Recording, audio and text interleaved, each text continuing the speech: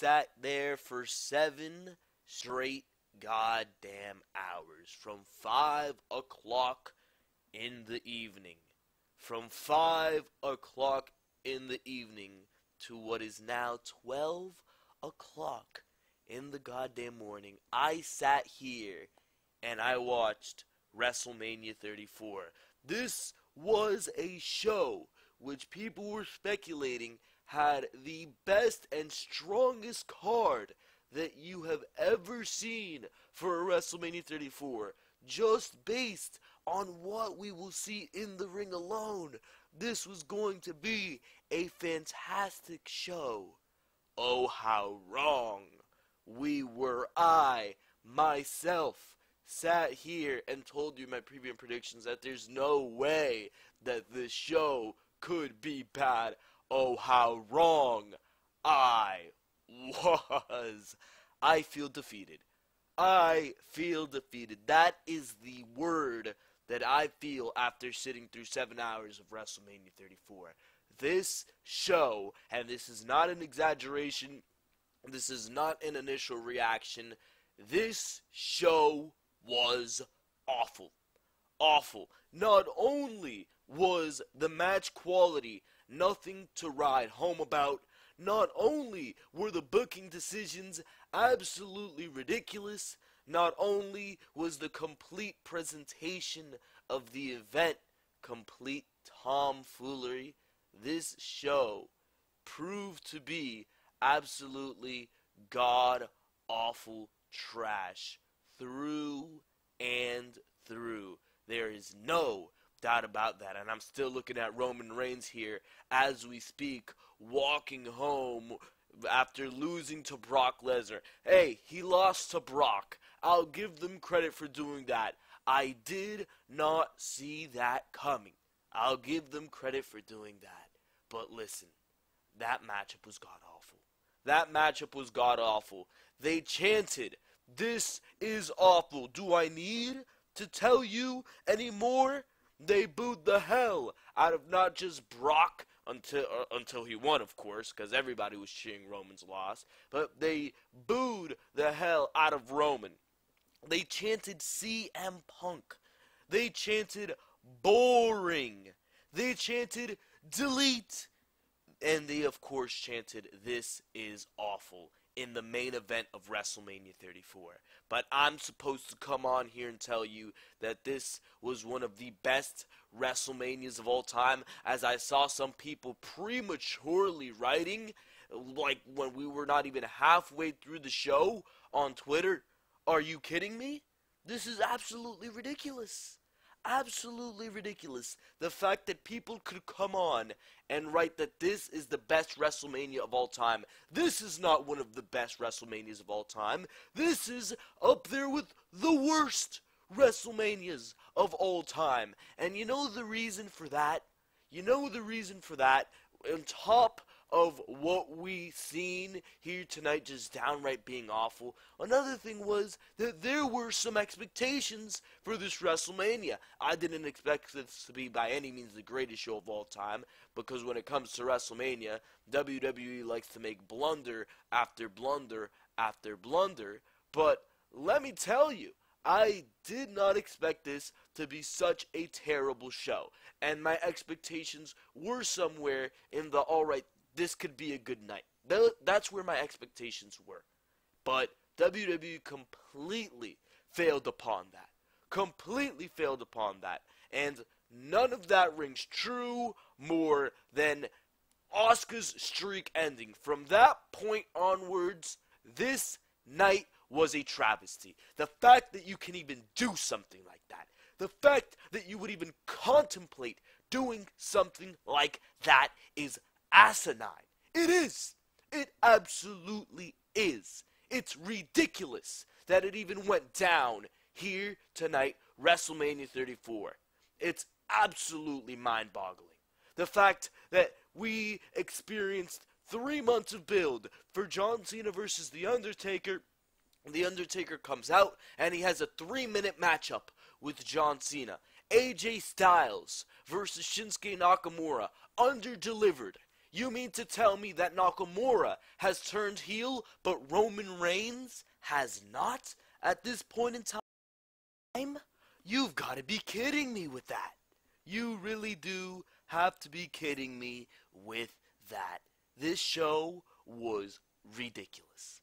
Ridiculous. We were absolutely killed by 15 minutes or however long it was of Nia Jax versus Alexa Bliss at like 10:30 right next to the main event. Braun Strowman did not team with Samoa Joe. He did not team with any viable tag team partner. He absolutely buried the bar and teamed with the Kid, which I'll give you this. Nicholas, at one point, I can see where that's heartwarming and it's nice for the Kid. It's a great moment. But the fact that your tag team championships were absolutely demolished in any credibility on the grandest stage of them all. The fact that the only resemblance of an actual tag team division, the Bar, was completely demolished and buried here tonight by being single-handedly beat by one man. You've got to be kidding me. You have got to be kidding me with this garbage. You could not make this up. I could not make this garbage up. Holy crap, was this show awful. Meanwhile, on top of that, go to the United States Championship matchup. On top of that, Jinder Mahal wins the United States Championship. And alright, he wins the United States Championship. I don't care. But not only that, he has to pin the one man who we actually want to see win the title, Rusev. He can't pin Orton or Rude. He has to pin Rusev just so WWE can give us that fuck you, right? Absolutely ridiculous booking. The booking is what killed this show. If the match quality would have remained the absolute same, whatever. But the booking absolutely brought this show to the depths of hell. Hell. Daniel Bryan's comeback was nothing too special. They gave us the most basic route that they could ever. They took Daniel Bryan out of the matchup for the majority of the goddamn matchup and gave him the comeback at the end. Lazy booking right there. The Bludgeon Brothers won the tag team championships in a forgettable matchup. Absolutely terrible match placement on the show here tonight. Everything was ordered miserably. This show was terrible. The best part of this show was Seth Rollins, The Miz, and Finn Balor. And guess what part of the show that was? The very beginning. It started with a high, and it never came back to that. It never came back to that. And it was so simple what WWE had to do to right all these wrongs. It was so simple. It was so goddamn simple. You keep the first match the same, whatever. Seth Rollins, Finn Balor, The Miz, Seth Rollins wins the Intercontinental Championship. Fine. Asuka versus Charlotte. Asuka doesn't lose her streak, and her and Charlotte put on the same matchup that they put on, because the matchup that they did put on was great for the while that it lasted, and that would have been great, except Asuka wins, and we will go on a rant about the streak, believe me, because I am in some type of mood right now after the travesty that we witnessed here tonight. Rusev, Jinder Mahal, Bobby Roode, Randy Orton. Rusev wins. That match is fixed right there. That's all you needed to do. The highlight of the show, matter of fact, that wasn't even the best match of the show, the triple threat match for the Intercontinental Championship match. The best match of the show, surprisingly enough, was the mixed tag match with Ronda Rousey, Triple H, Stephanie McMahon, and Kurt Angle. That matchup came out of nowhere and actually put on a show, like the rest of these matchups should have. Holy crap, these people brought their A game here tonight. I do not know about everybody else, The Bludgeon Brothers versus the New Day versus the Usos, I would have kept that match the same, except I would have given the Usos and the New Day more offense. I would have made that matchup more competitive. John Cena versus The Undertaker should have gone 15 minutes, not 3. Holy shit, WWE. We'll talk about that on this show. Shane McMahon, Daniel Bryan, Kevin Owens, and Sami Zayn. You should have put Daniel Bryan in the ring and actually made him compete in an actual match. Nia Jax versus Alexa Bliss. Have Carmella cash in. There was no sign of Carmella throughout this entire show here tonight. AJ Styles versus Shinsuke Nakamura. Instruct these guys to go out there and actually put on their A game instead of saving all the drift for a Nakamura heel turn so you can have the real match at a goddamn B pay-per-view where you're actually going to get the match quality that these two guys should be putting on.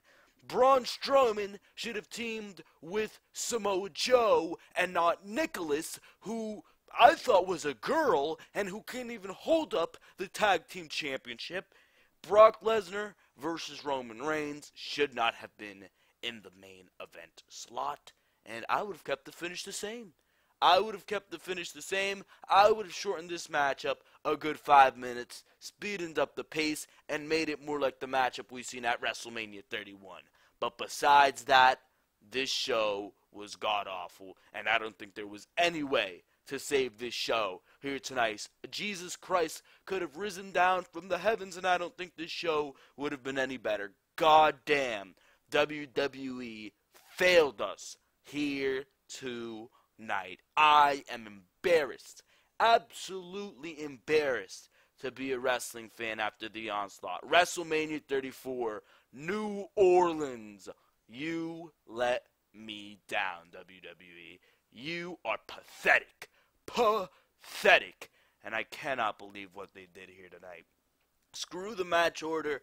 I'm talking about everything in the order that I want to talk about it in. And I want to start with Asuka and Charlotte here tonight. But before we do go into all of that, I just quickly want to tell you guys to make sure to go check out all of the content on the Ringside Wrestling YouTube channel. And of course, the reason I tell you guys that is because there is so much other content to go check out on the Ringside Wrestling YouTube channel. This past week was a huge week of content on the Ringside Wrestling YouTube channel. Very underwhelming stuff on WrestleMania here tonight, but that was not the case with the Ringside Wrestling YouTube channel this past week. Just yesterday, Saturday, your NXT TakeOver New Orleans review and results. That show cured me from my disease. Did NXT TakeOver New Orleans. I guarantee it. Make sure to go check out the review to NXT TakeOver New Orleans, uploaded on the Ringside Wrestling YouTube channel just last night. Preview and predictions for that show are also up on the Ringside Wrestling YouTube channel.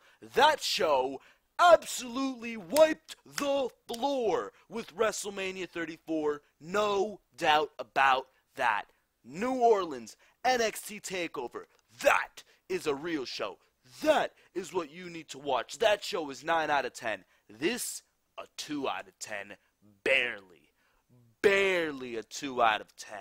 Make sure to go watch NXT TakeOver New Orleans if you did not check that out. And of course, make sure to watch my review right now on the Ringside Wrestling YouTube channel, as well as to go check out the preview and predictions to this very pay-per-view. I worked my ass off for this pay-per-view. I put up a preview and predictions part 1 and part 2. Unfortunately, I was sick as a dog, so Behind the Mic did not get uploaded this week.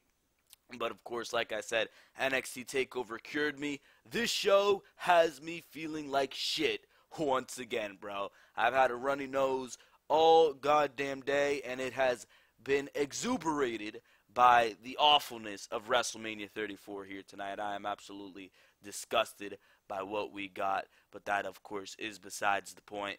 Make sure to go check out all the other content. And, of course, if you enjoy that other content, if you enjoy what you're hearing here right now on the Ringside Wrestling YouTube channel, make sure to subscribe, make sure to like, make sure to comment what you thought about WrestleMania. Did you think it was a good show here tonight? If you did, I don't know what you were watching. You probably shouldn't be watching wrestling to begin with. Did you like this show? Did you dislike this show? Do you like me? Do you dislike me? Make sure to click on that like or dislike button. Really doesn't matter to me. And of course, make sure to go check out the Twitter account of the same name, Ringside Wrestling, ladies and gentlemen. We were tweeting throughout all of WrestleMania. I gave up tweeting at one point. I was just like, oh, this show is so exhausting. But we, of course, had to hop back on and rant about Roman Reigns and about Styles and Nakamura. You already know the deal. So make sure to go check out all the other content on the Ringside Wrestling YouTube channel.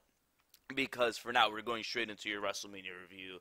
And we're going to go straight into a lot of ranting. It has been an exhausting 7 hours of watching wrestling. And it's going to be an exhausting review of ranting and raving and bitching and moaning and all of the above. Because WWE ended Asuka's streak. Oh my god, bro. I've gotten over it at this point. I've really gotten over it.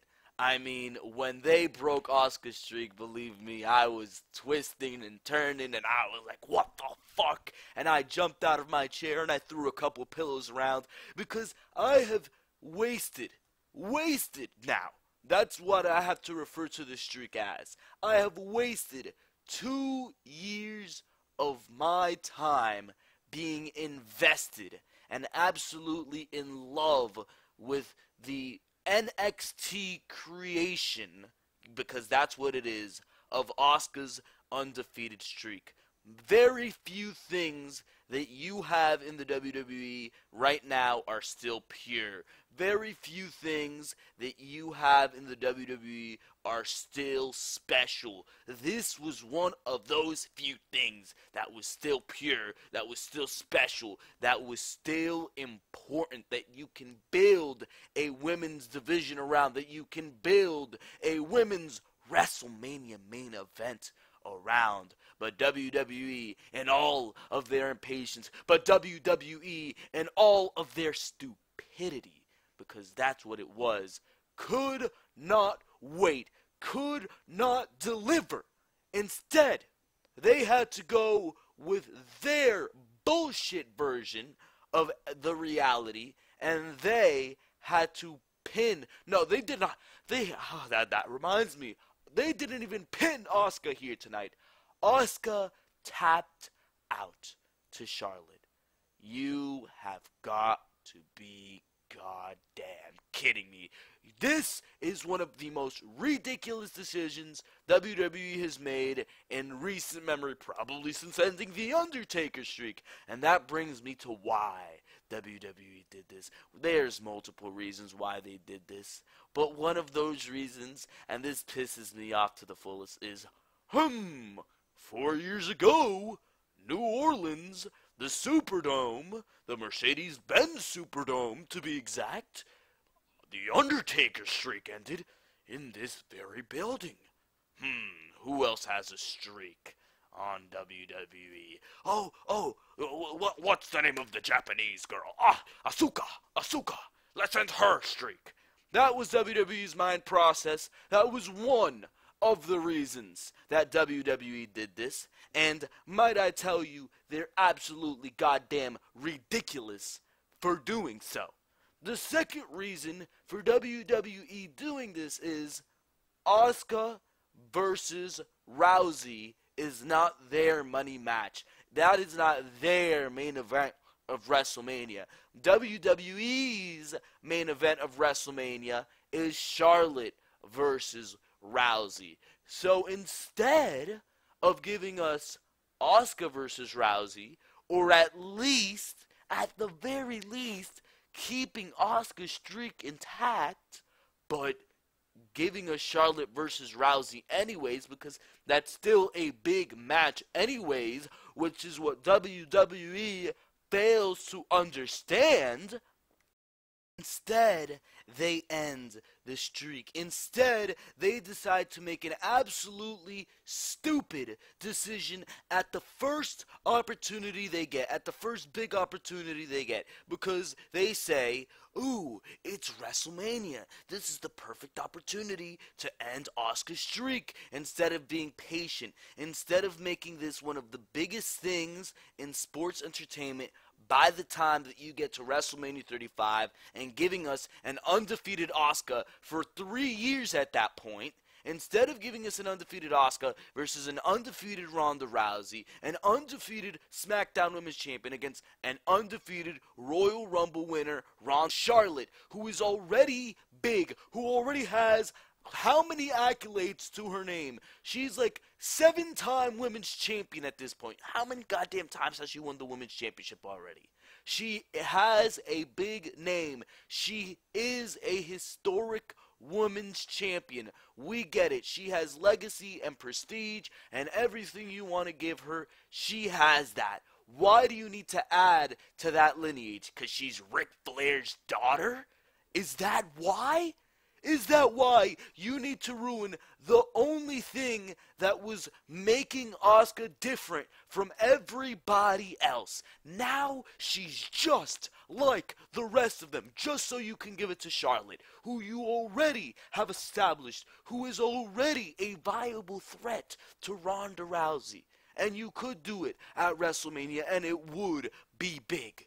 It would. But WWE decides to end Asuka's streak. For what? For what payoff? Instead of giving it to somebody like Ronda Rousey on the biggest possible place that you can give it to her. Instead of giving it to somebody who can use it to advance their career, like an upcoming NXT star, an Ember Moon, a Kairi Sane, whoever the hell else comes in from NXT, whoever it may be, instead of giving it to somebody who would be the future of your company, you're giving it to somebody who is already established. And that was one of the biggest problems with the way the Undertaker streak ended. Brock Lesnar didn't need it, and that is true. That is one of the truest points about that. Now, people have gotten over it, and I'm sure I will get over this. Asuka's streak will just be a memory, probably 5 weeks from now. And that is a sad thing to think, because this was something that you could have truly taken to the next level, and WWE has failed upon that. And from this point onwards, this was the second match, the second goddamn match at WrestleMania. I gave up on this show.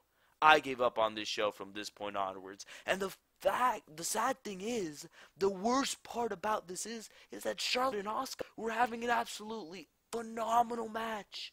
An absolutely phenomenal match that could have gone 10 more minutes. That should have gone 10 more minutes. Charlotte got an amazing entrance. An amazing entrance. Ric Flair's music played as she spun around in this beautiful golden robe, while like Spartans or Romans or whatever the hell, like soldiers of that time period, they spun around and they led her to the ring, and it was just a wonderful, beautiful entrance. Absolutely beautiful. But it was all tarnished. It was all tarnished. Everything they did in the ring was tarnished. Charlotte did a moonsault. Asuka caught that into a triangle. You saw Charlotte pull out a goddamn Spanish fly. A Spanish fly. They did suplexes off the aprons, and it was all over. It was all goddamn over upon one figure eight. Upon one figure eight. There was a moment in this matchup which I absolutely adored. It was Asuka, or Charlotte. She was like, "Is that all you got, Asuka?" And Asuka started beating the shit out of her. The intensity was there. This was the matchup we'd been waiting to see. They were delivering upon it. This was one of the most anticipated matchups coming to this pay-per-view, and you ruined it, WWE. You ruined it. And for what? For what? Ah, this company is a disappointment. And even then, what does WWE do? Not only do you end the streak, not only do you have Asuka tap out, but right after, Asuka picks up the microphone and she says, "On this day, Charlotte was ready for Asuka, alright, whatever." And John Cena gets approached by a referee before Charlotte and Asuka are even gone from the ring, and they absolutely steal any type of moment that was supposed to be had here because they overshadow it with the possible John Cena Undertaker storyline that was looming above everybody's head tonight. You have got to be kidding me with that, WWE. You really, really do. That is bullshit. My God, Asuka's streak is over, and it didn't need to be. This is a travesty. For now, before I pop a blood vessel just talking about this, let's move on here on this awful goddamn show. Let's go big match by big match. Let's move on to Triple H and Stephanie McMahon versus Kurt Angle and Ronda Rousey. We're going to go to talking about something positive before I absolutely go crazy talking about all the negative that happened on the show. This matchup delivered. This matchup delivered. Ronda Rousey, she opened my eyes here tonight. She's going to be a star. She is going to be a star in the WWE. For somebody who's been training to get in a wrestling ring for like a couple or like 6 months, however long it's been that Ronda Rousey has been training, she has looked fantastic from what we've seen of her in this matchup. She delivered tenfold here tonight. I did not expect at all to see this much out of her. I expected Kurt Angle and Triple H to be in the ring for the most of this match and Ronda to come in and break Stephanie's arm. That's all I expected from this match. We got a lot more than that. I mean, like, Kurt and Triple H spent like 8 minutes wrestling, then Ronda got tagged in, and it turned into all-out warfare in this matchup. We saw this match turn into chaos within the first 10 minutes. As soon as Ronda Rousey got tagged in, she immediately started to impress. I mean, for somebody who has been wrestling for such a little amount of time, I just cannot stress enough how much progress she showed here. There was a sequence where Ronda started up against Triple H. That showed us right there that she is going to be money playing into the future of the WWE. That was awesome, bro. Triple H, he pretty much told the referee to the side, hey, you ain't calling shit. And if I hit her, right? And Ronda Rousey just started beating the shit out of Triple H right there. She even gave him his finisher, which her finisher is like some spinning Samoan drop. That's got to be changed. If there's something I did not like here, it was Ronda Rousey spinning Samoan drop. But the men and women got involved with each other a lot in this goddamn matchup. At one point, it was Stephanie McMahon who Kurt Angle had in a goddamn ankle lock, and Triple H even tried to hit Ronda Rousey with the pedigree a couple times in this goddamn matchup. The wrestling from Angle is very, very solid here tonight. Kurt Angle looked good in the goddamn ring. I want to see Kurt Angle in a singles match, bro. I really, really do. I think Kurt Angle in a singles match could very much deliver. Imagine Kurt Angle versus AJ Styles or Seth Rollins and Finn Balor. Wow, that'd be some great, great stuff right there. He looked good here tonight. But Ronda Rousey, she absolutely knew what she was doing here tonight. She came to the ring smiling, and that was the only thing I didn't like. Stop it with the smiling, because after tonight, you showed us that you are a player in this business, bro. She took a bunch of bumps in this matchup, a lot more than I expected her to. Stephanie actually beat the crap out of Ronda Rousey on a couple occasions. Holy shit. She went into the ring post. It didn't look like she protected herself well at all. I heard a thump on that goddamn ring post. There was just a bunch of shit in this matchup. Holy crap. Everything all over the place. She went into the ring post a couple times. That her and Triple H and Kurt Angle into the ring post, and Ronda Rousey went into the ring post. She took a lot of bumps at the hands of Stephanie McMahon in this matchup, and everything looked good. Of course, she was dishing out some of those shitty slams that we were seeing on Raw, but as far as what she did and the intensity that she brought into the ring, Ronda Rousey looked great. She was working with two consummate professionals. Stephanie McMahon, I didn't expect her to be so given in that ring. She really showed us she's good. Stephanie McMahon is good in that ring, and she made Ronda Rousey look great. Of course, the finish was Ronda Rousey breaking the arm of Stephanie McMahon. They teased that a lot of times. Stephanie McMahon would have the arm clenched. They made it seem a couple times like Ronda Rousey was actually going to goddamn lose her first matchup out in this match, bro. They really did. Stephanie McMahon caught her in like a chokehold at one point. They were using all the dirty tactics they could, right? At one point, Kurt Angle or Ronda Rousey got taken out to the ring or outside of the ring. She took a nasty bump at the hands of Triple H. It was a good match. This was the highlight. This went a lot longer than anybody expected it to. This was the highlight of the night. No doubt about it. Triple H, Stephanie McMahon, Triple H, Ronda Rousey. I mean, I do not usually expect the mixed tag team matchups to be so great. This may have been the greatest mixed tag team matchup of all time, bro. Just the sheer amount of things that we've seen. There was even a point where Ronda had excuse me, I'm sick here, but Ronda had Stephanie McMahon in an arm bar, and then of course Kurt Angle had Triple H in the ankle lock. So it looked like they were going to do the simultaneous tap out, but Triple H rolled Kurt Angle into Ronda Rousey, so it looked like Ronda Rousey was out because Kurt Angle went on top of her, and that was advantage Triple H Stephanie. So there was some good stuff in this matchup. Some good stuff in this matchup. Best matchup at WrestleMania, no doubt about it. Very entertaining matchup, and I cannot say, unfortunately, the same about the rest of the goddamn show. The rest of this show was absolutely abysmal for the most part. And WrestleMania did not deliver. So let's go over the rest of the show here. That's Asuka, Charlotte. Asuka loses her streak. Ronda, Kurt, Stephanie, Triple H.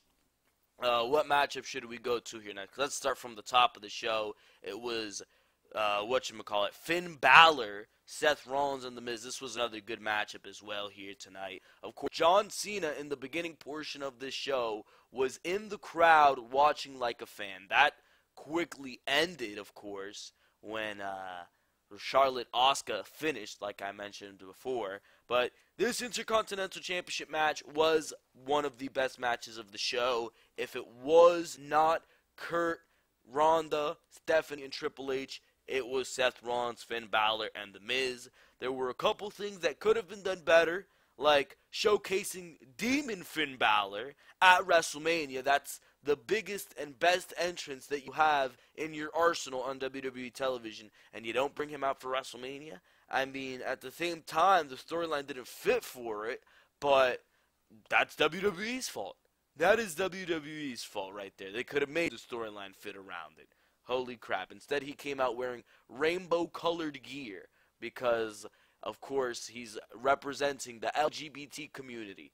Well, why couldn't we see rainbow-colored Demon? Anyways, there were some great spots here, like Rollins powerbombing Miz into the corner, followed by the suplex off the top, which Balor rolled up just like we seen on a Raw, of course. And Miz, he capitalized right after that. Rollins was shocked. He was like, that was two when he got out of the roll-up. And Miz came right around, hit a skull-crushing finale. That was pretty awesome. At one point, Miz had the figure four locked in. Rollins broke that up by hitting a frog splash. That was pretty cool. Rollins hit the curb stomp on The Miz, and Balor broke it up with a coup de grace pin he did. And the end of the match was really cool because Balor hit the coup de grace on The Miz, and he was looking for the pinfall, but Rollins came in and hit a curb stomp onto like The Miz's back. Balor's head went onto The Miz's back, so that was pretty cool. And then he charged up, got the crowd all hyped, hit The Miz with the curb stomp, and Seth Rollins becomes your new Intercontinental Champion. I would have personally had Finn Balor win the Intercontinental Championship. I don't know the way WWE was going here tonight. A lot of the finishes are not what I expected to happen, and they went beyond the logic. What I was assuming was that Finn Balor was going to be the one to win the Intercontinental Championship, carry the Raw mid-card, have all the great matches, and Seth Rollins was going to be the one to be drafted to SmackDown after WrestleMania. I don't know what the the possibilities that are, because you look at the champions after coming out of WrestleMania here tonight. Brock Lesnar is still Universal Champion.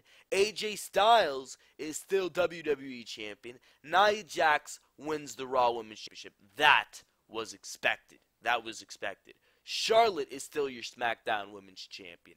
You have the team of Braun Strowman and little boy, who looks like a little girl, Nicholas, as your Raw Tag Team Champions. You gotta be kidding me with that one, especially.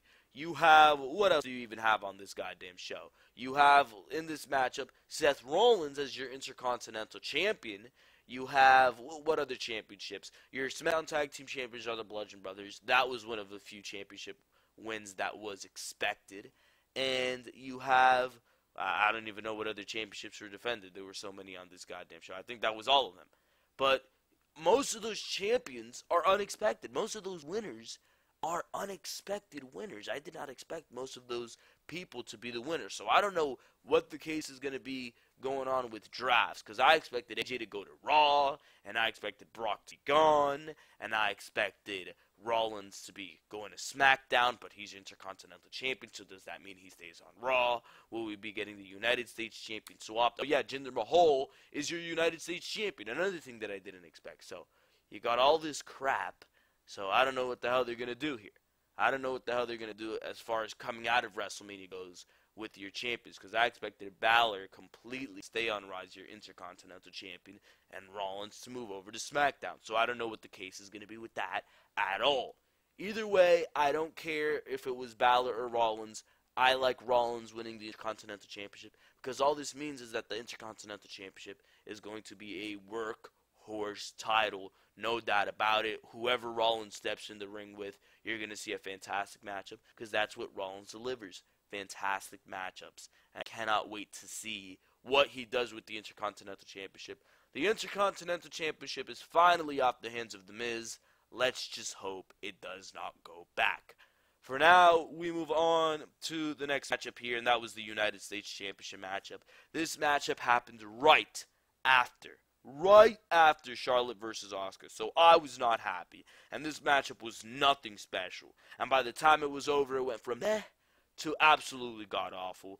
We saw the typical bullshit that we expected to see, with Randy giving his 10 RKOs back and forth. It was Rusev and Jinder by the time Randy was done giving RKOs. So WWE clearly had the opportunity here to give everyone what they wanted to see. Rusev Day wins the United States Championship. Nope, none of that. None of that. It's WrestleMania. You don't get to see what you want for a second. Because what did WWE have to do here? They had Jinder Mahal become the United States Champion. You've got to be kidding me with that one right there. Jinder Mahal becomes your United States Champion. This show is awful. That's all I need to say about that.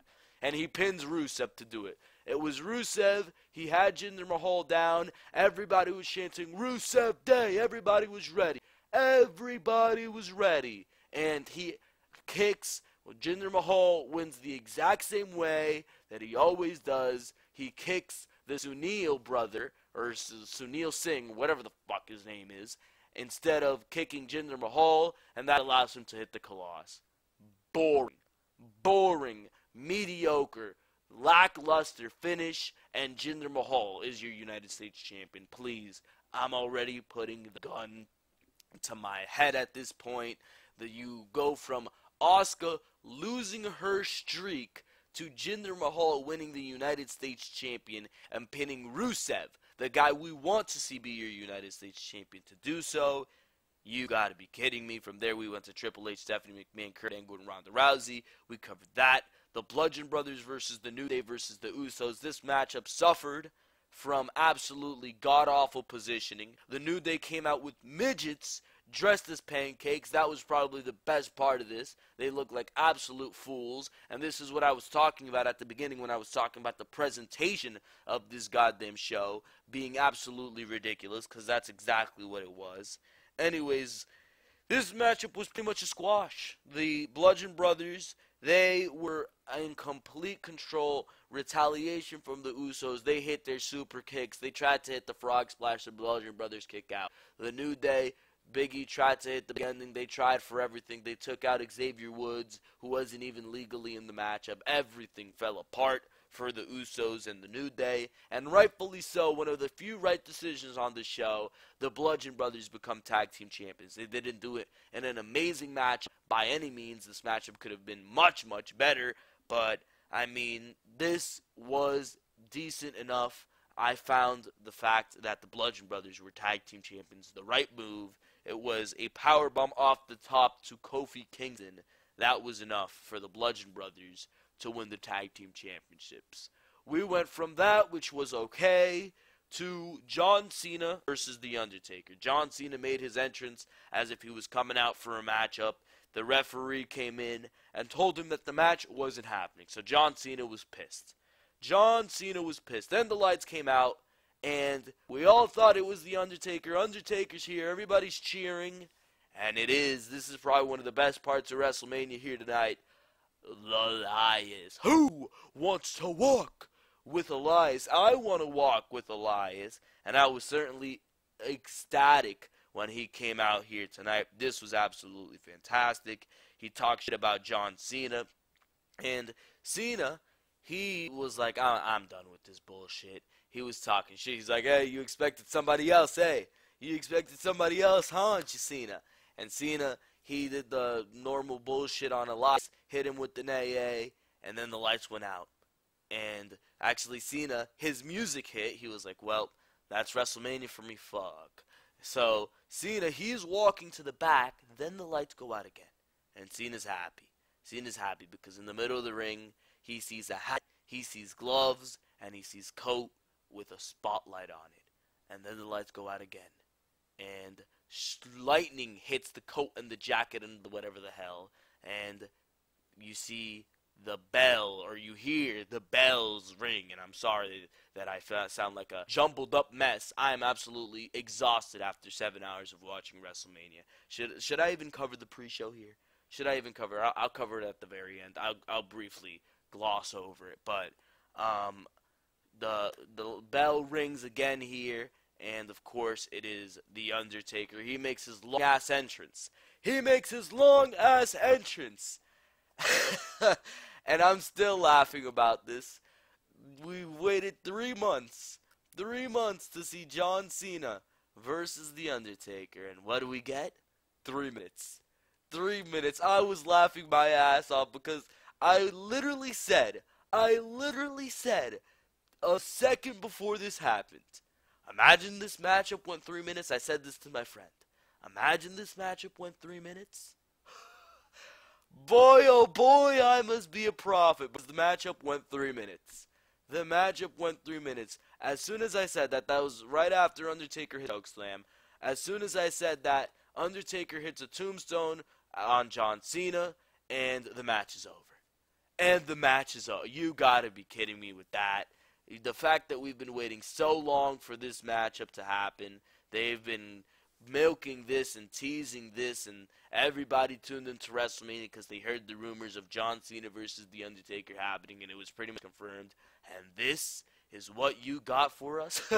You've got to be kidding me, WWE. It's not like I was overly ecstatic for this matchup either way. I knew John Cena and The Undertaker at this age were not going to put on an amazing matchup. Undertaker looked great. Undertaker looked great, but then again, who wouldn't look great after beating John Cena in 3 minutes? Who wouldn't? This is leading me to believe that we're going to see this matchup again next year at WrestleMania 35. They're going to do one of those angles where John Cena's like, I can't take this loss. This loss has been eating at me. Undertaker, if you face me again at WrestleMania, I'll put my career on the line as long as you put your career on the line. John Cena gets his win back from The Undertaker at WrestleMania. The Undertaker retires. We see the proper storyline between The Undertaker and John Cena that we did not see this time around. And that all happens at WrestleMania 35. Because, let me tell you, Undertaker did not earn his $2 million paycheck this time around. 3 minutes? 3 minutes, that's not much of a match to me. I think WWE is going to give us this, of course, at WrestleMania 35 once again. And let me tell you, after the matchup that we've seen here tonight, I don't think I want to see this at WrestleMania 35 whatsoever. Whatsoever.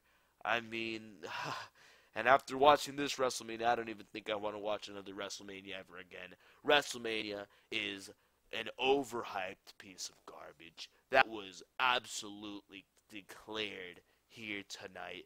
I'm sure there's going to be people giving this show a 9, an 8 out of 10 just because of the fact that it's WrestleMania alone, just because of the nice set, just because they brought Pyro back for one night only. No, not at all. I'm not giving this show a break. This show was 7 overdrawn hours of absolutely abysmal garbage. Everything on this show was underwhelming as all hell. Everything on this show was mind-boggling as all hell. Everything on this show made no goddamn sense. And that goes completely to this matchup where The Undertaker and John Cena went at it for 3 goddamn minutes. You have got to be kidding me with that finish. I found it funny, but only because of the fact that I predicted it out of blindness. I didn't even know. I was just making a joke. I purely predicted it seconds before, unknowingly. That's the only reason I was laughing. But besides that, this is a joke and not the laughing kind.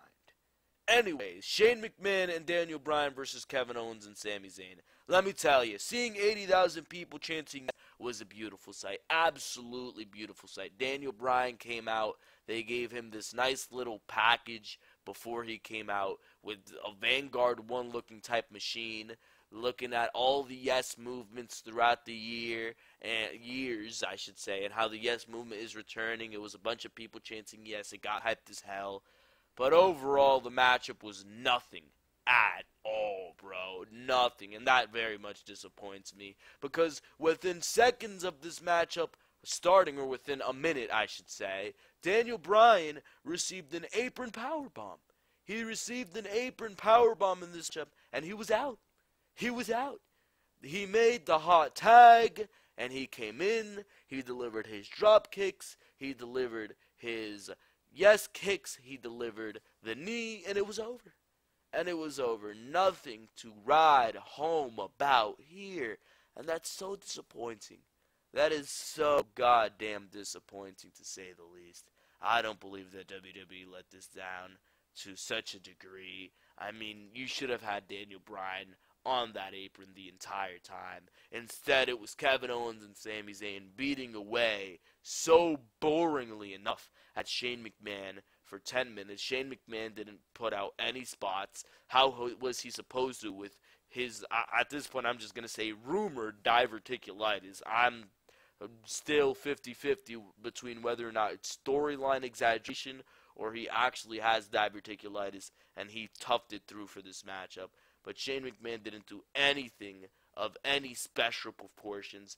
I believe he did a coast-to-coast to Sami Zayn, but it's nothing that we haven't seen a million times before. This matchup did not impress me, and I mean, this entire WrestleMania, to say the least, did not impress anybody. If it impressed you, again, you shouldn't be watching WrestleMania 34. You shouldn't be watching the wrestling product in general. We go to Nia Jax. I'm exhausted, bro. I'm exhausted. Just looking at this card, I am exhausted. Nia Jax versus Alexa Bliss in this matchup here tonight, and this matchup was boring. Went 10 minutes longer than it needed to. This matchup should have been a 3-minute squash, if that. And Alexa Bliss, she got all her offense in. She brought Mickie James out with here tonight. Nia Jax, whatever the hell she was wearing, looked absolutely awful. And it was just a bunch of forced SJW garbage. This was the SJW match for WrestleMania here tonight in the Women's Revolution. Nia Jax is going to get a win to prove Alexa's bullying wrong and to show the haters that she's more. That's what this matchup was. And that's what this matchup was. They didn't have Carmella come out and cash in. Carmella was nowhere to be found here tonight. On the pre-show, she was the first one to get eliminated from the Andre the Giant Memorial Battle Royal. That had me believing that she would at least cash in Asuka versus Charlotte. Didn't do that at all. With the way that match ended up, Asuka versus Charlotte might as well have cashed in on Charlotte, because Charlotte ended the streak. What a slap to the face. Wouldn't have been much more of a slap to the face to just have Carmella come out and beat Asuka right after that. Wouldn't have been much more of a slap to the face, to be quite honest with you. Because Asuka losing her streak is the most defeating feeling that you could ever feel. But that is besides the point. That is besides the point. Nia Jax versus Alexa Bliss. I don't think anybody gave a crap about anything that happened in this matchup. This matchup was easy bathroom break of the night. It was on at 10:30, ending at 10:40. You gotta be kidding me with that. Nobody, and I mean nobody, gave a crap about anything that they seen in this matchup, and they shouldn't have, because this was terrible. This was absolutely terrible. I predicted it. I told you there would be no chemistry between Nia Jax versus Alexa Bliss, and I have never been more right in my goddamn life. This was god-awful. God-awful. This was... I mean, if there... give me any adjective to describe something that was bad. Give me any adjective to describe something that was garbage. Give me any adjective to describe something that was shit. And that's this match. And that is this match. I mean, holy shit. This was god-awful. Nia Jax versus Alexa Bliss. Nia Jax wins. What more do I need to tell you? She hits a Samoan drop off the top rope, and I'm supposed to be cheering this as if it's some heroic moment. Nobody cared. The crowd was dead for this entire matchup, and they just wanted to see AJ Styles versus Shinsuke Nakamura, which went before the Tag Team Championship matchup, where a kid won the Tag Team Championships. You gotta be kidding me. AJ Styles versus Shinsuke Nakamura was completely underwhelming. Completely underwhelming. This was supposed to be the saving grace. This was supposed to be what we all tuned in to watch, and even this, on this night, disappointed. The New Japan match that they had at Wrestle Kingdom 10 or Wrestle Kingdom 9 or whatever the hell the Wrestle Kingdom was, I don't even know or care what the number was at this point. The matchup that they had at that Wrestle Kingdom blows this matchup out of the water. This matchup isn't even half as good as that matchup whatsoever. This matchup was not good at all. I'm not going to tell you it was awful, because it wasn't awful. But compared to where my expectations were, they did not even come close to delivering.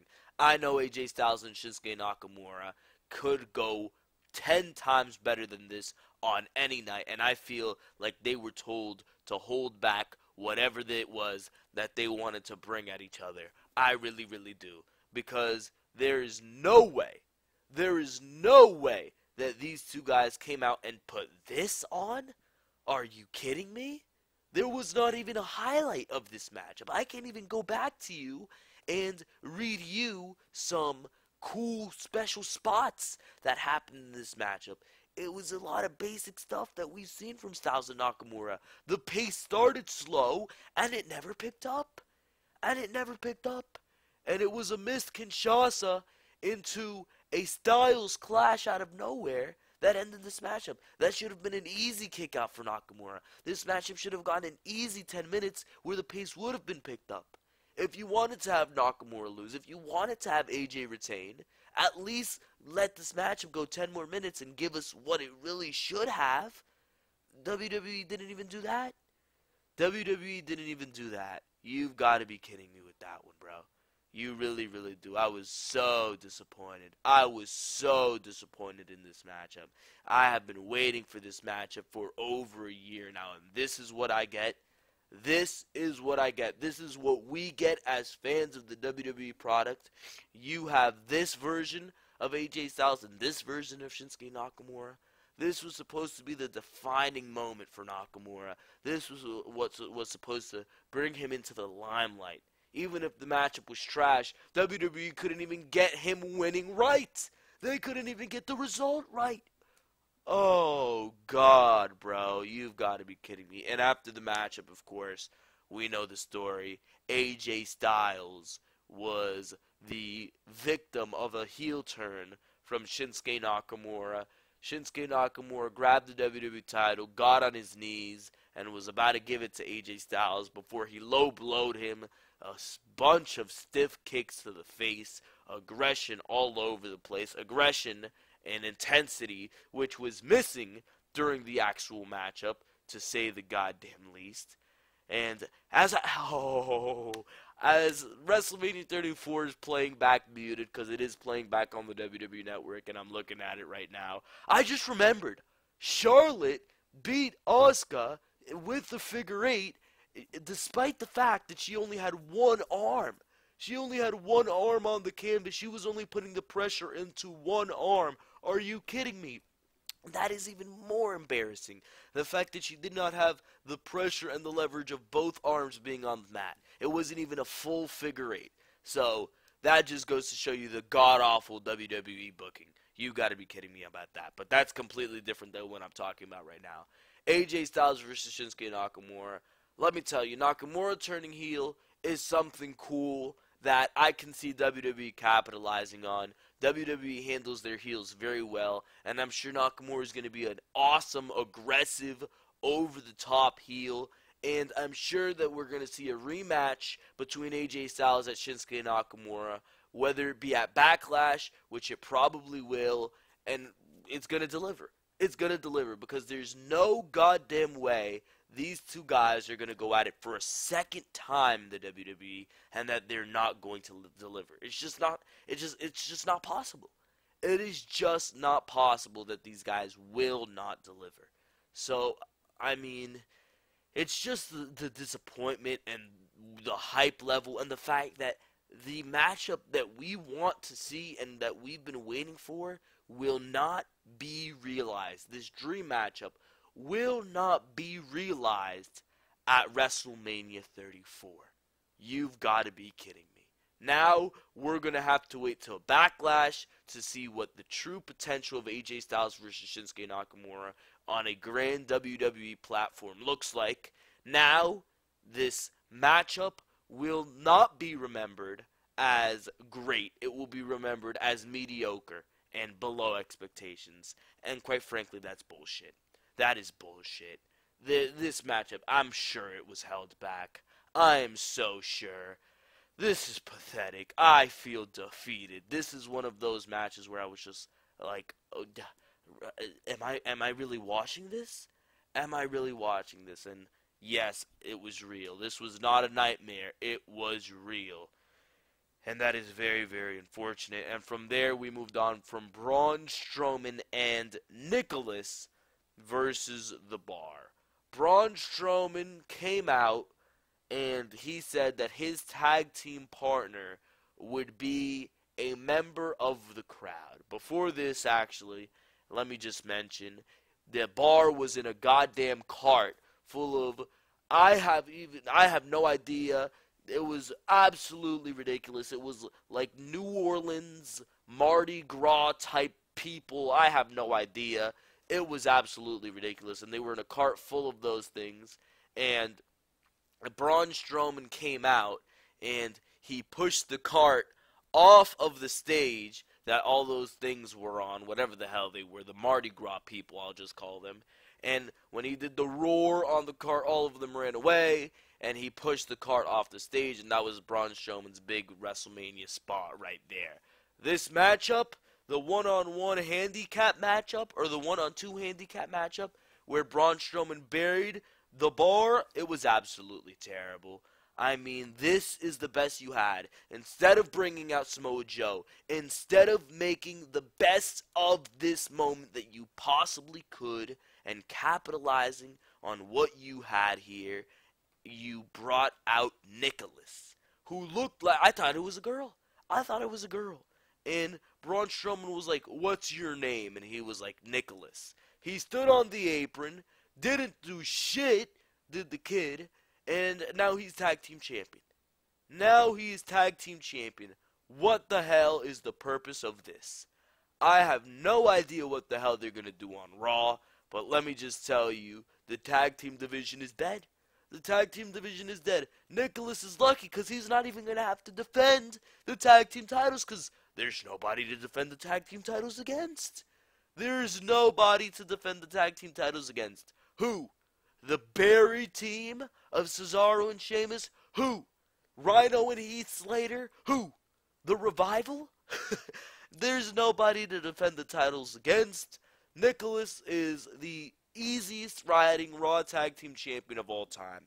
This is an absolute mockery of the Tag Team Championships. This is an absolute mockery of the WWE Championship. The fact that this matchup went after the WWE Championship matchup, this entire thing was a mockery. And it was also a mockery of Braun Strowman, making him the kid-pleasing instead of the entertaining monster.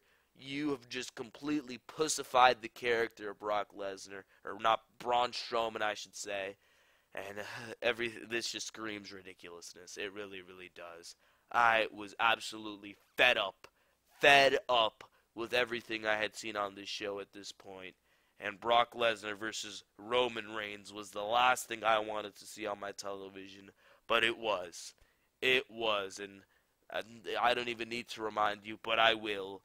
All the things that the crowd was chanting. Roman Reigns, just like I told you for weeks on every single Raw review, was booed out of the building here tonight in New Orleans. Nobody wanted any part of the Roman Empire. You were not hearing cheers like you were on Raw in those casual cities, Atlanta and whatever other cities they were goddamn in, Houston. You were not hearing cheers. You heard some of the loudest boos Roman Reigns has ever gotten in his career. And I do have no doubt that Roman Reigns will continue to be booed tomorrow night in front of the Raw After Mania crowd on WrestleMania. Or on Raw After Mania. Because, I mean, this match was god-awful. It was slow, it was methodical, and it was nowhere near as exciting as the matchup that they put on at WrestleMania 31. Like I told you guys on my preview and predictions, like I've been telling you guys for a year now that this matchup has been announced. This matchup at WrestleMania 31 of Brock Lesnar versus Roman Reigns caught lightning in a bottle. There was no Seth Rollins to cash in. There was no frantic pace here tonight. This was dead in the water before it even began, and everybody did not want any part of it. Everybody in that crowd knew that they had just witnessed a god-awful show, not worthy of the name WrestleMania. They booed. They chanted CM Punk. They chanted boring. They chanted delete. And they chanted this is awful. And they chanted that. They took the words right out of my mouth because this show was the epitome of garbage, and this show completely disappointed in every facet that it shouldn't have had any excuse to disappoint. Lesnar hit like 12 suplexes in this match and hit 6 F5s, one through a table, to beat Roman Reigns in this matchup. You have got to be kidding me. Roman Reigns kicked out of 5 F5s. 5 F5s. The Undertaker kicked out of 2 and went down to the 3rd. Roman withstands 6. Are you kidding me? He was busted open. He had to be busted open by Brock Lesnar and take 6 F5 to be beat in this matchup. Yet I'm supposed to feel sympathy for Roman Reigns? If you're not Brock Lesnar, who is supposed to beat Roman Reigns? Holy crap. Holy crap. I don't even understand what the logic is between having Lesnar beat Roman Reigns. What's the logic behind that? I don't get it whatsoever. Isn't Brock Lesnar on his way out anyways? Oh, God. So, I mean, you had Dana White supposedly say, he was even in the crowd here tonight for WrestleMania 34. They showed him after Ronda Rousey's matchup. But you had Dana White, who is probably miserable by the end of this show, just like I am. You had Dana White come out during this show, or before this show, on I don't know, earlier this week and say Brock Lesnar's coming to the UFC. Well, he's still the Universal Champion. So when is he going to lose this Universal Championship? At Backlash? Are they really trying to make Backlash this big-ass pay-per-view? And, alright, he is Universal Champion. Who the hell is he going to go against? Who the hell is he going to go against for the Universal Championship? I have no idea. I have no goddamn idea. You beat Joe. You beat Strowman. You beat Reigns. You beat Styles. He's beaten everybody. Who the hell else is Brock Lesnar supposed to beat for that Universal Championship? Are you supposed to sell me on Bobby Lashley being the one that Brock Lesnar loses the Universal title to? How much longer is this Universal Championship reign going to go on? Whether or not Roman Reigns or Brock Lesnar won the Universal Championship here tonight, neither of those things would have saved this show from being garbage. It was the better result. It was the surprising result. It was the better way to end WrestleMania, and I have a feeling WWE only did this so they can end WrestleMania in some type of cheers. But the fact that you're in this position where you now don't even know where you're going to go with the Universal Championship, that the fact that this is still on Brock Lesnar, the fact that it sounds like it's going to go into the hands of Bobby Lashley of all people. Oh, the future of WWE does not sound good. And with them putting on shows like what we've seen here tonight for WrestleMania, I want no part of the WWE product. I am absolutely exhausted. This show was absolutely terrible. The amount of tomfoolery, the amount of garbage booking decisions displayed on this show here tonight were bar none some of the worst that I have ever seen in the entirety of WrestleMania history. This was one of the worst WrestleManias of all time. No doubt about it. Nothing saved this show from absolute garbage and absolute obscurity. This was terrible. And I want to go get a good night's sleep because we all know that after this show, you never want to wake up. Holy shit. WrestleMania 34 had no excuse to be, but was one of the worst WrestleManias of all time. For now, this has been Joel Perez of Ringside Wrestling Entertainment, and we're going to cover just very quickly the pre-show here. Andre the Giant Memorial Battle Royal. Matt Hardy wins it. This was probably one of the best parts of WrestleMania. Matt Hardy wins the Andre the Giant Memorial Battle Royal thanks to the help of Bray Wyatt. Bray Wyatt and Matt Hardy are now officially like a team or something. I guess maybe they can beat Braun Strowman. I have no idea. Bray Wyatt and Matt Hardy are assembled here tonight, I guess. That was a great visual on the Andre the Giant Memorial Battle Royal. There was a great spot in the Andre the Giant Memorial Battle Royal where it was Ty Dillinger and Matt Hardy. Matt Hardy went up to Ty Dillinger. He's like, "Who are you?" And Ty Dillinger did 10 right in his face. And Matt Hardy was like, "Delete." And he was like, 10, delete, 10, delete. And it got a great ovation. We saw the Cedric Alexander versus Mustafa Ali match. Another one. One of the best matches on the show here tonight. Absolutely delivered. Great shit in that matchup. Shouldn't have been on the pre-show. Should have kicked off WrestleMania, should have that one. With a bang. Did it? It was on the pre-show. Whatever. Cedric Alexander is your new Cruiserweight champion. At this point, what are you supposed to do? It was on the pre-show. Clearly, there were some other matches worthy of the pre-show. Nia Jax versus Alexa Bliss. But that wasn't the case. So what are you supposed to do about that? With the women's battle royal, I mean, this was nothing special here.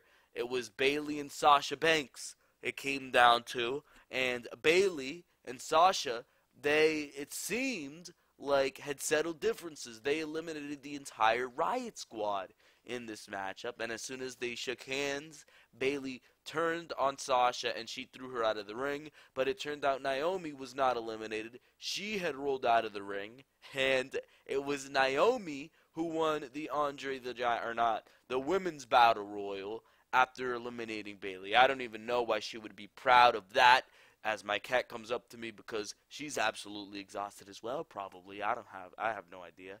Anyways, to say the least here, Naomi won. I mean, it's deserved, I guess. Good for Naomi, but I don't care. I have no care for this. And realistically, what are you winning? You're winning an inverted vagina-shaped goddamn trophy. I could find the better trophy at a high school JV volleyball game. You've got to be kidding me with that. Anyways, that is your WrestleMania 34 review. I feel defeated. I feel exhausted.